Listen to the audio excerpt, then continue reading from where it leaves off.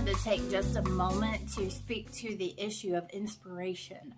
I think that's a very big component to a successful painting. If you're excited about your subject, it's going to show in your finished product. And it's easy when you're working on a painting to belabor it. I mean, some paintings click and they go quickly, but some paintings take a lot longer. So I learned something recently that I thought was really helpful. It's actually an unrelated subject, but I'm trying to learn the mandolin just a little bit. I just play on my own. I'm not good enough to inflict myself on other people. But I love this YouTube channel called Mando Lessons. I love his lessons. He's very clear. One thing he said stood out to me. He said, don't sit and practice for an hour or 2 hours and wear yourself out. Just snatch little pieces of time where you have a moment, you can run in and do something, or like he said, work on some chords, and when you start to tire of it, put it down, go do something else. He said that's more effective. That's a better way to practice, because if you're interested, if you're engaged, you're going to learn better and you're going to forge better habits.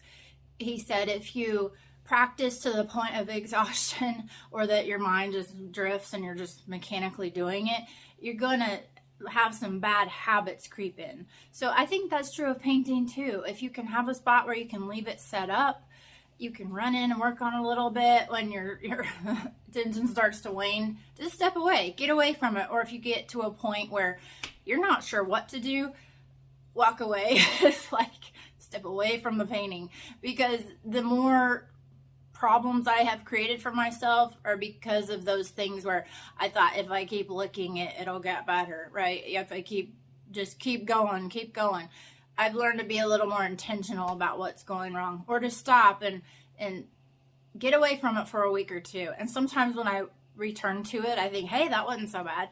And sometimes it gives me time to process how to solve the problem I'm having. So inspiration, that all feeds into inspiration. Do it when you're inspired. Do it when you're feeling it. You know, if you're really exhausted and tired and dragging yourself in there, I think that might have a adverse effect on your painting. So anyway, just some things I have found helpful.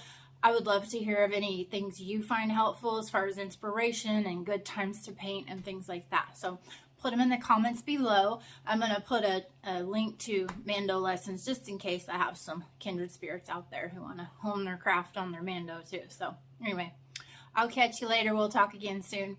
And remember, you are a masterpiece. There is nobody like you, and I'm so glad we're friends.